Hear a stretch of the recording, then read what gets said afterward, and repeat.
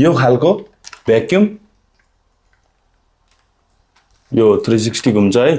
यो खालको भ्याक्युम तपाईको यो पनि घटाउनु बढाउनु मिल्छ एडजस्ट गर्न मिल्छ चार्जिङ लाग्छ यहाँ चार्जर अनि तीनटा मोड हुन्छ है अनि यहाँबाट तपाईले मैला फाल्ने भनेको यहाँ फिल्टर पनि आउँछ फिल्टर चेन्ज पनि गर्नुपर्ने हुन्छ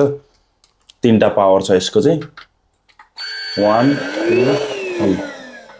1 2 3 है त तीनटा ह